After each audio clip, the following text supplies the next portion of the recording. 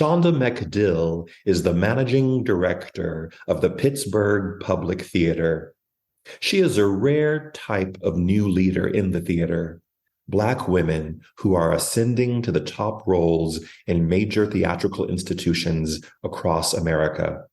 She has achieved her success by living life on her own terms and giving herself permission to tell her own story, a story founded in her strong, unshakable faith and lessons from the mentors who have helped shape her life. She has carved non-traditional paths in her approach to marrying her husband, in her approach to motherhood, and in her approach to living her life as a complete artist.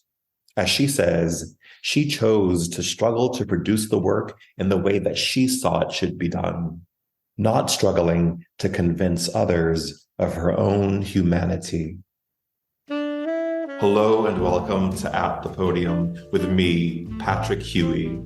At the Podium is a multimedia platform that brings together people from a diverse background of lives, careers, and experiences who all share one thing in common. They have stepped fully into the transformative power of finding and raising their voices to make an impact on the world we live in today.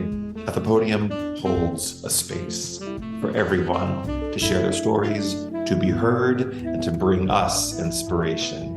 Today, I'm thrilled to share the podium with Shaunda McDill. Shaunda McDill is the newly appointed managing director of the Pittsburgh Public Theater and serves with the Black Women's Equity Initiative Steering Committee with the City of Pittsburgh. She has studied under Pulitzer Prize winner August Wilson, been directed by Ntozake Shange, and instructed by Augusto Boal. McDill holds an MFA in theater management from Yale University's School of Drama and a BA from Dartmouth. With experience spanning dramaturgy, directing, producing, and playwriting, in 2006, she founded Damascus, a national theater collective that participated in the inaugural Build residency at the August Wilson African American Cultural Center, supported by the Richard King Mellon Foundation. As a leader in the arts, Shaunda also served as the program officer for arts and culture at the Heinz Endowments. She also co-managed the Advancing Black Arts in Pittsburgh initiative. Additionally, McDill contributed to the Foundation's first cross-programmatic social justice initiative called Just Arts, which she helped to found, and the Arts Equity Reimagined Fund, aimed at providing an informed, equitable, and actionable response to the needs of the local arts community during and beyond the coronavirus pandemic. In Pittsburgh, Shaunda previously served as Programming and Cultivation Vice President at the August Wilson Center for African American Culture and the Pittsburgh Cultural Trust's Director of Public Relations.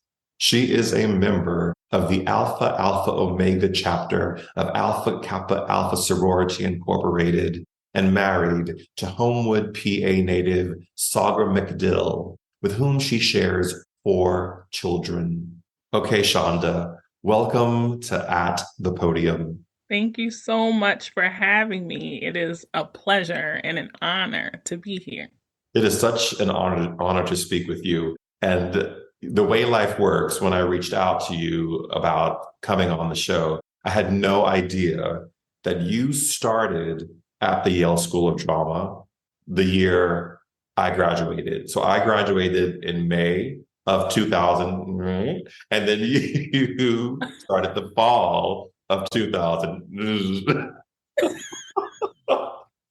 I refuse to believe we are at the point where we can't say the thing, but it is, I am looking at my gray. I'm like, oh goodness. It's like, yeah, there's a career to talk about, which already lets me know, like, there are many generations behind us that are now doing the thing. But yes, I'm sad that we crossed paths. I probably would have loved being in community with you at that time, needed it. And so, yeah, but here we are. I love the way the world works. That's the way the world works. And you say it beautifully that now we have careers to talk about. And what I reached out to you about is that you are currently the newly appointed managing director for the Pittsburgh Public Theater. And when we were speaking about your appointment, you said something to me that really touched me. You said you were almost overwhelmed by the responses and the support and how much it meant to people to see you step up into this really prominent role at this prominent American theater. And I wonder, why do you think it meant so much to people to see you step into this position? I've been thinking about it since our conversation, and since additional things have happened in community to kind of celebrate the appointment. Yesterday, my husband called me. He said, people were coming up to him because they announced it on the radio on Whammo here in town, which is the urban radio station, and a sister who's a disc jockey congratulated me on the radio. We had done some work while I was in philanthropy. I think it is because my trajectory has not been traditional. I think it's because it is rare to have an artist practitioner be sometimes in an administrative role. It's rare that I was in philanthropy representing and working with arts groups and then went back to nonprofit world. But throughout all of that, I think what's most important is that I've always advocated for community. And what I'm seeing now is community will stand with you too. And I've always known it, but it's showing up in a way that feels like so much love. And I think that's what I'm being overwhelmed by. And I'm just grateful for the presence of community in all of its facets, the multitude of people from various backgrounds who are saying, we're glad to see you there and we have your back. I think that idea of community is powerful. And I think in the 2 years that I've been doing this show, there has emerged a theme about representation. And when I sat down to think about what At the Podium was going to be, representation was not really on my mind. Right. But organically, the story of representation has become very important. Yeah. And I think that's why I didn't know who you were. And I was so proud because having a theater background, I know what it takes to step into those positions and what barriers in the best case scenario one has to overcome to step into those positions. And so it made me feel so proud for you and proud for our community, our theater community, but our broader community as well. And I think that's why people really felt so personally about what's happened for your career. I would agree with you. And you can see even in my answering it, I still don't see it so much always as I'm representing communities in this way, right? Or I'm representing, because we know we're not a monolith as a community. We know that there's often, for those of us who go to Yale or these prestigious institutions, that there is always this dichotomy that we're wrestling with around race and the dynamics of race, not only with those who are in majority positions, but also sometimes with our own communities, right? And so that's probably why I'm overwhelmed also, is to hear it from my community as well as other communities. And also, I think you're right, of course, to be a woman, although the Pittsburgh Public Theater had a woman who was a part of the founding group of three, but to be a woman and, of course, to be the first Black woman to be the managing director at the helm of this institution alongside Mariah C. Kaminsky is really something that I do understand is historic. Mm-hmm. When I was doing some research on you, you talked about this idea of representation very powerfully around the founding of Damascus, which was an organization that you founded. And what you talked about, what you wrote about Damascus was this, and I'm gonna read it. You said that you founded it with the hope of marrying historic and vivid storytelling with soulful and unapologetically Black and faith-filled work. You went on to say, I deeply wanted to provide an artistic home for artists where they felt just as comfortable failing as they did accomplishing their highest artistic achievements. I wanted us to be able to do that apart from the gaze of others that would be judging and measuring us and our art by a standard established without us in mind from inception. and you ask the question, who is us? And you say, us is anyone who wasn't thought of, who was excluded, or who had to put on a mask of another culture, value system, or prevailing system of beliefs in order to participate in the industry. I was fully aware that if I wanted to see the stories that reflected my experiences and the experiences of those who trained me professionally and personally, I would have to write, produce, and present them myself. Wow.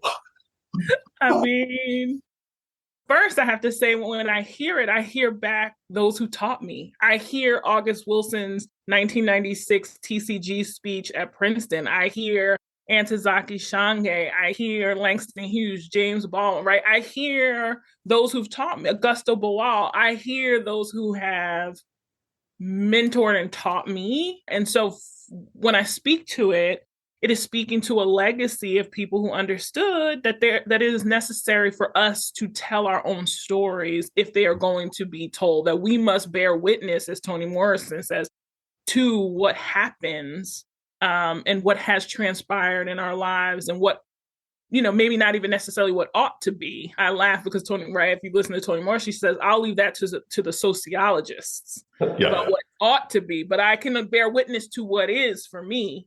And I think that those stories are critical and important to our lives.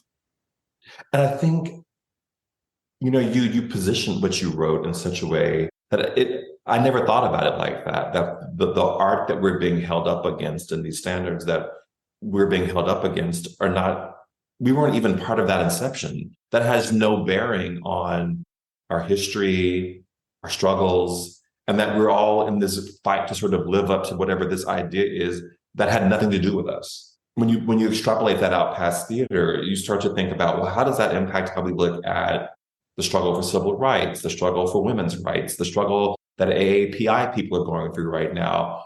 Yeah. What is the struggle supposed to be? Right.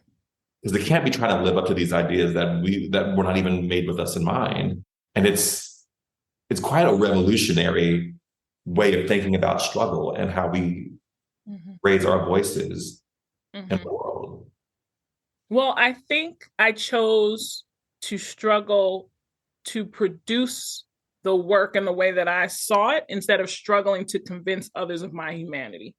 There's two struggles, right? There's the struggle to say, I'm going to stay, and oftentimes we find this in PWIs or in different places. It's probably the reason why I didn't land in Lort sooner than I have, right? It's because I'm going to either struggle in the system to kind of make you see me, or I'm going to struggle in and among my own struggle that we all have individually as human beings, to tell the story in the most authentic way, whether you ever receive it or not, right? Mm-hmm. And this is not new. This is really the story of what Tyler Perry and Spike Lee talk about. It's like, whose story is the realest story or the truest story and has the most value and should be told when and where.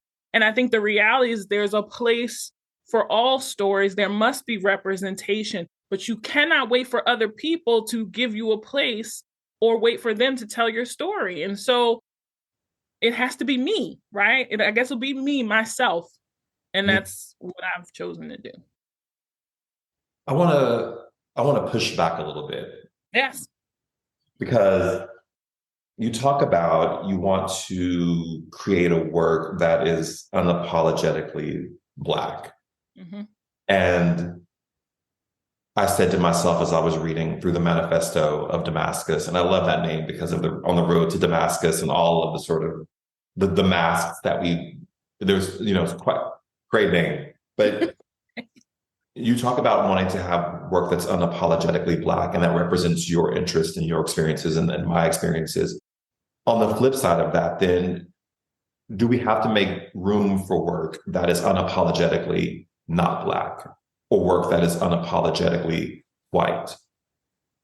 I have to bring Toni in again. I feel like I just keep hearing, her interview with Bill Moyer. I hear the history, right? So first of all, as a Black American, first of all, race is a construct, right? And I'm just saying this because if I had my own way, and there are people who do, they create their own language or they will not respond in a certain way.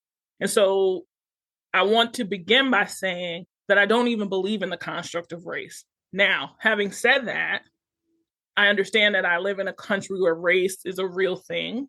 And to get to your question, there is no way that I cannot be influenced by Western European culture. My ancestors were enslaved Africans brought to a country where they were forced to create something that was the hybrid of the remnants of their regality and the influences of an oppressive culture and society, right? By force. And they created something magnificent and beautiful. They created us. They created Patrick Hewen, they created Shaunda McDill, and they created all of the ancestors and all the people who've come before us and are to come. So for one, I used to tell people I was raised a white woman.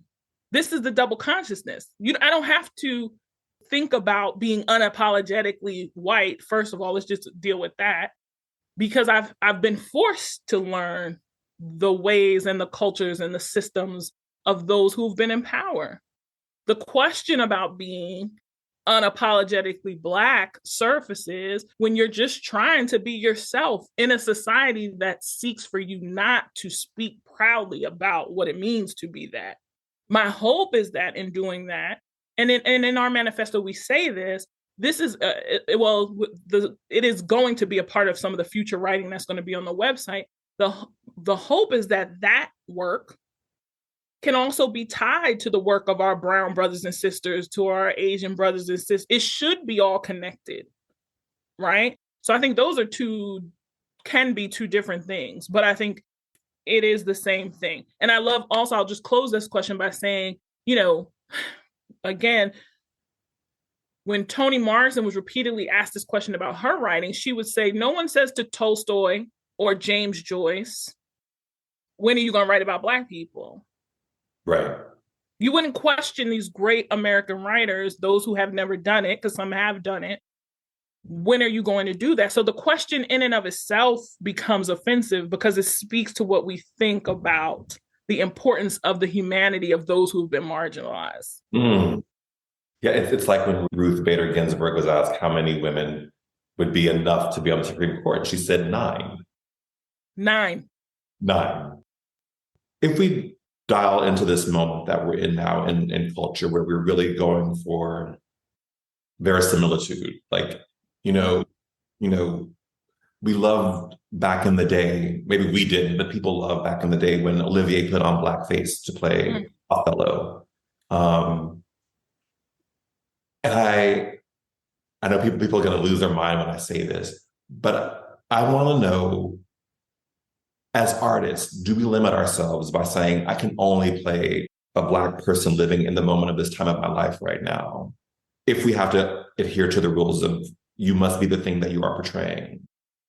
If that is not the case, then why is it not okay for a white actor to play Martin Luther King, or a white actress to play Beneatha from A Raisin in the Sun? Now, we can talk about scarcity concept in terms of there's not enough parts for us written anyway. But if we're looking at the role of an artist is to reflect back the world or to be the conduit for the world, if we start putting ourselves in these very restrictive categories, what does that do to art? Well, first of all, I don't think we can skip over the scarcity issue, right? Because this, again, to harken back to the ground on which I stand and people who've spoken before, but of course, August Wilson, the point is that the governance and the financing of theater has always been inequitable. So when you have financing and governance that is inequitable, you get stories. This is how I moved from actress to producer in my life, because I said, well, I'm not going to play another conjurer or exotic or nurse, right? And so in order for me to have the roles and the representation that I would like and explore, because if I'm good enough, I can be Juliet. If I'm good enough, I can play this. Sometimes it's if I'm good enough, and sometimes it's if there's enough bias removed from the process at the institution you're studying at. But that's a whole other conversation, because people have to be able to see your humanity, to see past the fact that or see that you could actually be bringing this character in this culture, right? So there's so much here. But what I will say is, I don't want to leap over that because I think that that's a big thing. But I also want to say that it leads directly to the fact that there have not been enough opportunities. Why would you cast white actors and have them put on yellow face and tape their eyes? Why would you put on blackface when there are a multitude of talented actors where you could cast them? There's nothing wrong with people wanting to experience the culture of other people. And I think that there is room for art to do that. But to me, you only get the right to do that when we have provided an equal playing ground and there's enough opportunity that has been afforded to everyone, right? And even with that, there's just things people will not understand. There's things about other people's culture that I don't understand, right? But, and I think this was answered by Denzel when he was asked the question, right? Only certain people are going to understand what it feels like to have a hot comb and put on your scalp and hold your ear, right? We recently did Midsummer Night's Dream in Harlem, Justin Emeka at the Pittsburgh Public Theater. And the reality is I was told by someone who was a white male, like, I didn't understand some of the jokes. And I'm glad I got to see it again because then I was able to go research and learn and laugh, right? If someone says, damn, damn, damn, we're going to know, oh, that's Florida. Oh, her husband is dead. She's going to throw this thing. But that is because of the culture that we grew up in. So why would we not understand that in the study of a character, in the embodiment of an actor, those experiences matter in terms of what they would bring to a role? I am not getting to the fullness of everything you asked me, but what I will say is I don't want to talk about you imitating my life when you don't respect it off stage, right? I don't want to talk about you playing and characterizing me and taking my work when you refuse to acknowledge me as a human being. I'm skipping around, but it's all relative. It's all connected to our experience as Black Americans, which is you want the right of access to my culture, but you don't want me. And this is not just a problem we have with Black people. This is a problem we have with actors, artists. We want the production. We want what they produce, but we don't want to give them health care, right? We don't want to give them what they deserve to be able to live and pay them in an equitable way, whatever race, whatever background, whatever. So I think that there is an issue in general in this country with the respect of people over production. And right. that permeates all things. Well, it goes back to what you said in the manifesto for Damascus. You've created a system that you did not even want us to be a part of, right? That you didn't even consider us. Right. So why would you want to tell my story? I want to tell my story. Yes. We could do a whole hour on just that one question. Just that one question. I'm like, ooh, we just are revving up to it. We're just getting into it. But, we may come to it. Okay. No, but I think I wrestle with these questions because my mind works like that. I go, okay, well, I'm getting to play in Hamilton. I could play George Washington. If I was doing musical theater, I'd be up for that part. Right. Right. But that's one part. And look how long it took to get that type of thing onto Broadway stage. Yeah. Yeah. But I think it's good for us to wrestle with these concepts because I think we need to sharpen our own understanding of where we stand in relation to that and answer the why. Absolutely. And the why not. Honestly. Absolutely. Because people, either they don't understand, they don't want to understand, they have, there's all these things, but you need to be able to be clear about what it is that you're asking for and why. Also, because in this industry, we're always being tested against it, right? So you're going to come against, do I take that part or not? You're going to come against, do I, as a managing director, I'm going to come against, what are my values with regard to what we do on the stage in this way, right? So shifting gears a little bit, and it's probably a cousin of this conversation that we're talking about. We're living in a world of cancel culture. Mm-hmm. We're living in a world where if you step wrong, say wrong, do wrong, you're out. There's no We are judge, jury, and executioner in 2 seconds on Twitter, Instagram, Facebook, and your career is over. And I wonder how that impacts the theater and the creative process, because I think theater at its best is when it is controversial. Look at some of the greatest playwrights, some of the greatest movements in theater. Even Peter Brooks was a very controversial director, and now we look at that as very staid and very, easy to digest and understand. But how does this idea that we have to conform impact our ability to create art in the theater from your perspective? I don't buy into that. I have to conform. I never have. I don't ever plan to. There is a little bit of conforming that we all do. No, I mean, this is a reality. There is a little bit of conforming that we all do, right? There's a little respectability politics sometimes that we all struggle with. So I also want to put that out there so people don't think I'm out here living, the most radical life in the world. Like, I don't think that that's true either about me, although I do know that there are people who do live that way. But what I want to say is that I think that, first of all, I just don't understand the cancel culture thing. I think that part of what we have done by not engaging with one another and having conversations and being challenged, and you can't challenge people. And this is also just on the job as well, right? This is a concern I have as now a managing director. Like, you just can't even tell people that their work is not good, right? You can't even tell people this is actually just not good.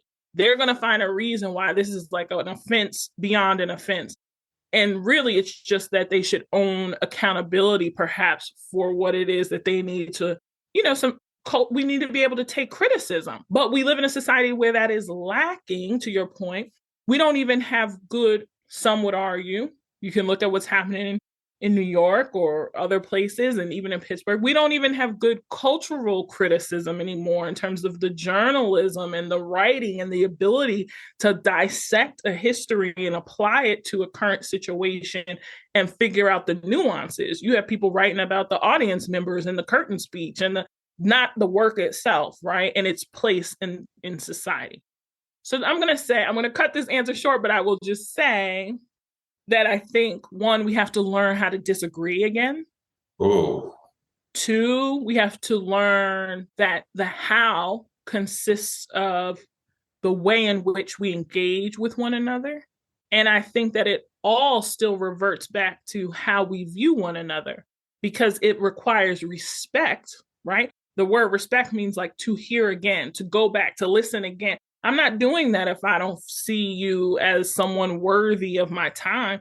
I still laugh at people who will see me in all the newspapers or in announcements about my career. But if I'm wearing something on the streets of Pittsburgh and I look a little too cultural or something, they won't even know who I am.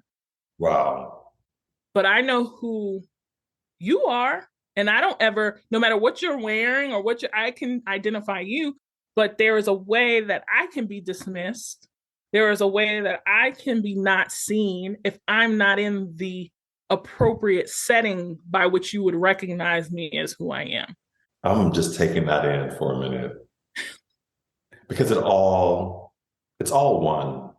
And as we start to peel back the layers of these very complex topics, it does center down to just an essential idea, an essential fact, is that if you don't value another human being's experience on any level, you can't even have the disagreement if you don't even value the person you're disagreeing with. I can't even hear what you're saying. You even hear what you're saying. And I think that's what we start drilling down to in these very fundamental. It's like the noise. It's like the noise is, can so-and-so play this role? Can so-and-so do this? But it starts getting down to, how do you view the humanity of the person standing in front of you? Because it's really, do I think you have the capacity?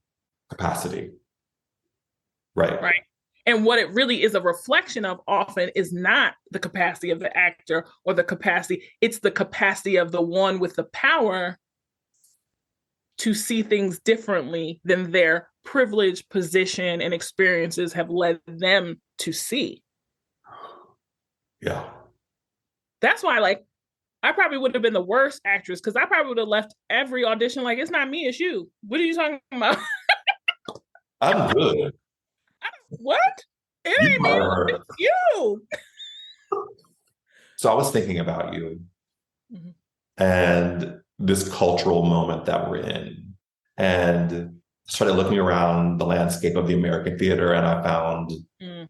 Nataki Garrett at the Oregon Shakespeare Festival. I found Dominic Moroso at the Detroit Public Theater, Patricia McGregor at the New York Theater Workshop, Hannah Sharif at the Repertory Theater of St. Louis, Mhm. all Black women who have stepped into these four phenomenal organizations that prior to them have been run by white people.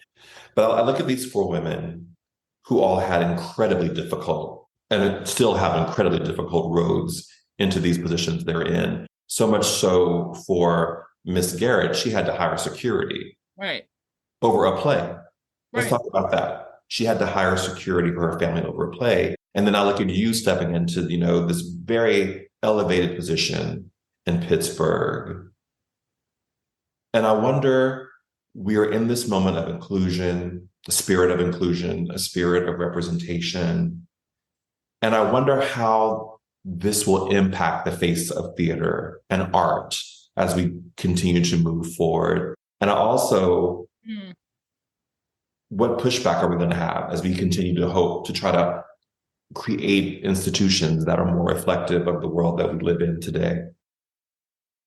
I just told you I finished my first week. I'm still in my honeymoon, and I'm like, I'm not gonna have any pushbacks because I want everybody to come. I want the older white people who don't know anything about this type of show or this type of culture to come. And I think it's the institution's job to educate.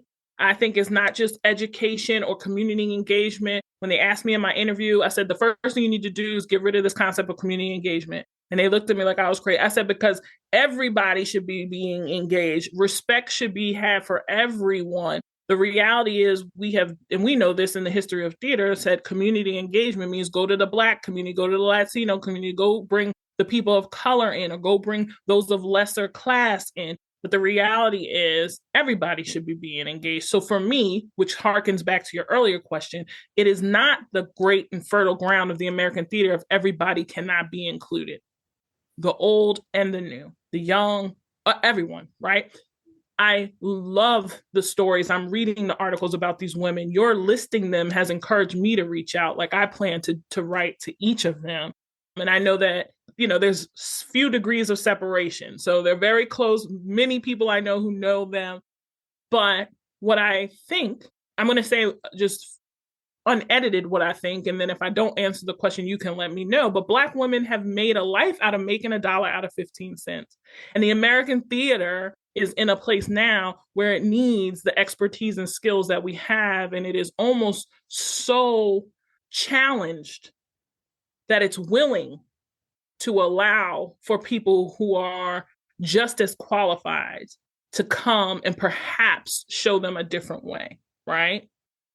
And I don't know the women well enough, but I can imagine from what I'm reading what they, like you said, have had to endure to get to the place that they are. But what I want to also lift up are the names of Candace Jackson and Shea Wafer and Tiffany Ellis and all these women who could have been in managing directors of Lord Theaters multiple years ago. Baraka Saleh, all of these Black women who chose not to go into the regional theater or to be managing directors.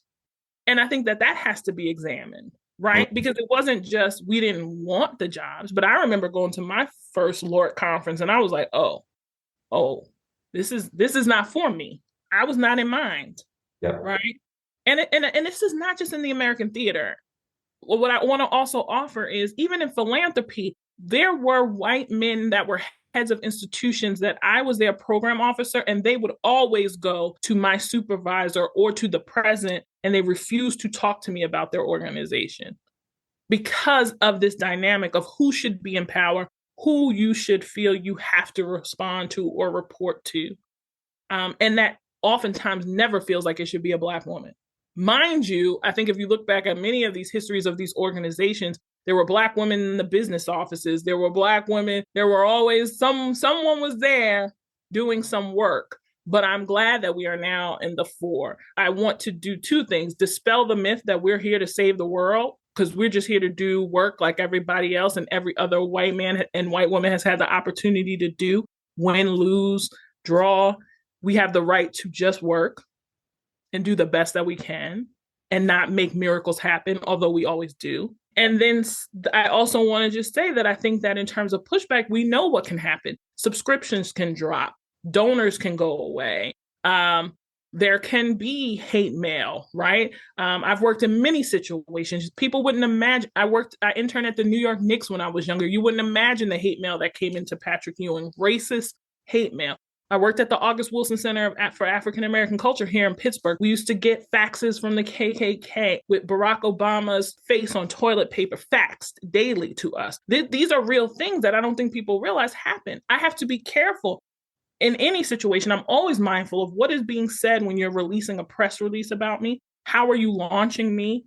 How are you caring? So I think this is a great opportunity for the American theater to learn what it looks like to support leaders of color, what it is that we need. And it is going to be an interesting experiment in terms of power and how people respond to us in these positions. But I promise if they come alongside, we can make something beautiful happen in American theater. And those women already are. The thing that we have to get to the root of is why they don't want to come along side by side. You know, all the studies show that when you have integrated schools, the white kids do better, the Black kids do better. When you don't have integrated schools, they both suffer. Absolutely. There is a desire within the human spirit to be together. Yes. And the more we fight that, and the more that we run from that, yes, the more we literally endanger the survival of our species. Absolutely. But it takes courage. It takes courage. And this is why I talk about this in Damascus about failing, right? If you look at places like Stanford's design school, I went there for boot camp. You have to literally celebrate failure. They make you say, like, I failed. Yay. I failed. Yay. People in power and privilege are not afraid to fail. They know it's necessary and they iterate, right? But we feel and have been raised to believe we cannot fail because we may not get another chance. We cannot fail. And so there's an enormous amount of pressure that actually restricts our creativity and our growth because we are so concerned about being judged against one instance of failure or being seen in a certain way.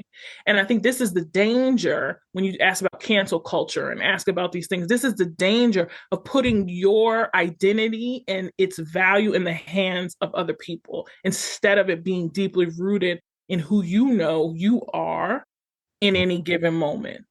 When I thought about doing this show, I shot almost the entire first season before I released the first episode.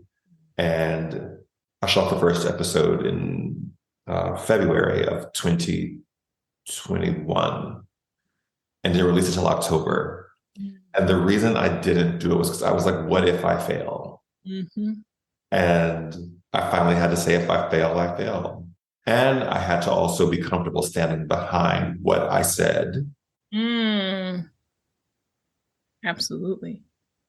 What have you learned from your failures? They're necessary. They are the best teachers. They're often not as bad as I paint them to be. I am my worst critic. But they have been the things that I've grown from the most.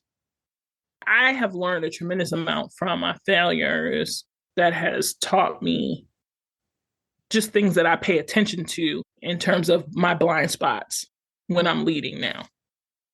You also said something interesting in the Damascus, I call it a manifesto. I don't know if you would call it that, but I felt like it was a real manifesto. And you talked about not only was the work going to be unapologetically Black, but it was going to be unapologetically faith-filled. That's right. And can a truly faith-filled play find voice in the current paradigm of the American theater today? It already has. First of all, it's the origin of theater, right? Number one, it started as ritual and religion, like number one. Right. And it's called Dithyrambs, and it's called the Mystery Cycle, and it's called Dionysus, and it's called We Need Fertility and Wine and Water and the Gods and Please. It already has. It is the origin, which is the part of the problem that I'm not understanding why people don't understand. Secondly, it's called Jesus Christ Superstar, Nonsense. It's called the Book of Mormon. It's called, right? There's all these are Broadway shows, hits. Hits. Now, do you view that the same as my gospel musical of Esther set in a Black church? I don't know. In fact, I do know, because Tyler Perry had to create his own. But you see where he is in terms of the industry. Whatever people think about the work, the people he's talking to value the work and its representation of their lives, right? And so, and I mentioned him because of faith and his depiction of the church, not just, race. But so I think that, for me, it's always, no one can tell me when it's separated, right? Officially. There was always a mask, and it had to do with this relationship with God. It's painted on the cave walls, right? So for me, Damascus is not an innovation. It's the original. It's a hearkening. It's a renaissance. It's a remembering of what it's supposed to be. Right.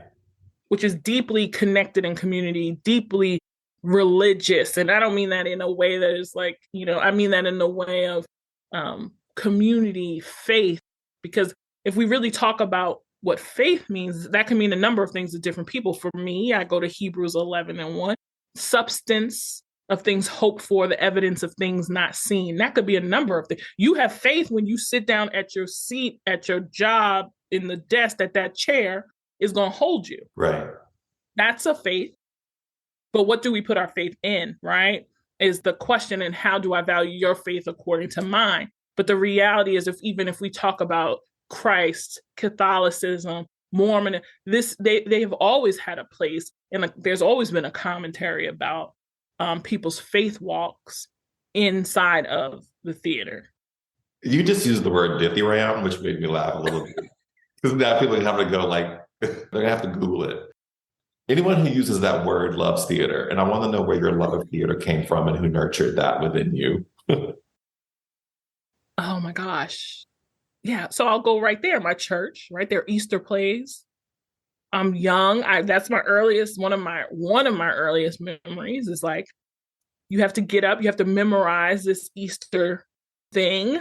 You get dressed up and you stand in front of the church, and it might have been Jesus Wept, but that was your performance, right? I remember those things. My family, my mother ran the kind of the cultural hub, the after school program in our community, where you come and do your homework, you get the free lunch, you do. So there were kids always there. She took us to see Serafina. She took us to see The Lion King. She took us to see Annie. My great grandparents went to go see Their Arms Are Too Short to Box with God. My grandmother was a red hat lady. So, she's doing all the bus trips to the, this was what I grew up in. And so that's number one. My first job was at the American Red Cross. My mother didn't want to teach me about the birds and the bees. So they had these peer educators that talked about HIV and AIDS in the 90s. We would talk to other teens, but we would use skits and theater. And so I didn't know I would end up with a career in theater at the time, but these have been the seeds. This is why I love it. And then there, of course, were the mentors and the people that I've met who just sown seed in my life. And so here we are. You and your husband have 4 children. How do you balance that, being a mom, with also innovating, changing, what the American theater can be?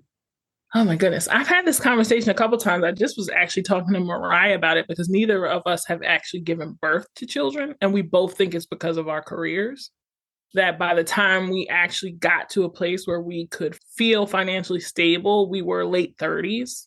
And it was kind of like, well, it's a little too, it is never too late, but, for us, we were just like, and I remember different men telling me, like, look at Oprah, look at this, when they're not married, you'll never be married. And so for me, not only because of the desire to restore that which had been ripped from me, the Black family, it was always important for me to feel like I want to get married. People still stare at my husband and I when we're walking as a couple in Pittsburgh. Like, I don't think they often see married Black couples with kids here. And that's not everywhere, right? And it's not everyone's story. I have no problem with interracial dating. I think love is love. You can fall in love with anybody. I just think there is this weirdness that people are not used to seeing that unit. And so I don't balance it very well. You know, they're downstairs having pizza night. And this is not to make they know this is my job, my love. My husband knew this when he met me. But this is another reason why I never had this stipulation of like, I don't want to marry a man with kids. I was like, I do, because I'm not going to probably have that experience. And so, okay, you got 4 kids. Great. Let's go. You know, it was like, you know, from his, you know, you've been married before. Great. You'll have knowledge that I don't have because I've been out here travailing from Chicago to New York trying to create a career. So I felt as though I had to follow the opportunity. Although what I realized all along is that I was the opportunity. I didn't get that until I got to Pittsburgh and I was in my 30s. So I will just say I'm married to a man who likes for me to cook.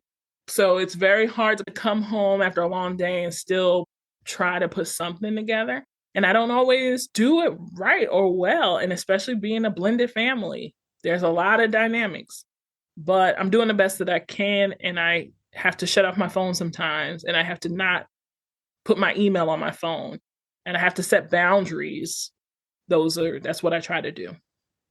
This season of the show, I've been asking people if they have found their voice or if they're in the process of finding their voice. And if they have found their voice, what they want to say with their platform. And I ask you that question. I believe that I've always known I had a strong voice. I believe I struggled for some time with people who didn't want to hear it, or my fear of their impression of me. At this point in my life, it's not so much about my own voice and what I want to say. It really is about being a vessel in my life right now and saying what it is that God would have me to speak in this season to people who need to hear it. And when I say that, I don't mean that in any way other than the voice of love, the voice of joy, restoration, peace, and the ways in which I can either help amplify those types of voices, come alongside as a chorus member for those who are speaking from those types of voices or possess those types of voices. And then in any moment that I'm asked to and put in position, make sure that when I open my mouth, I'm speaking from that place. Shaunda, thank you so much for your time today and your wisdom and your words. I'm so happy to know you. Thank you. This has been a blessing. I'm so grateful for this opportunity. And just, you know, when you find someone where you can speak all of the things, right? We can speak about theater. We can speak about life. We can speak about faith. We can speak about generosity and giving and love and what that means in the American theater, what that means for our humanity. This space is so important. You are so important. You are affirming me, even in a moment of uncertainty. And so it comes at a time where I'm so grateful for it. And I am just excited about the way in which you're going to impact so many other people's lives. And I'm just grateful for you putting away that fear and launching this amazing platform. So thank you. Thank you. And thank you for shining a light, because your voice and your light is needed. And that's why people are responding. So thank you. Thank you, Shaunda. Thank you, Patrick. To those of you who are watching or listening, remember, we all have a voice. Use yours wisely. Bye, everyone. And go get some pizza, Shaunda. Yes. All right.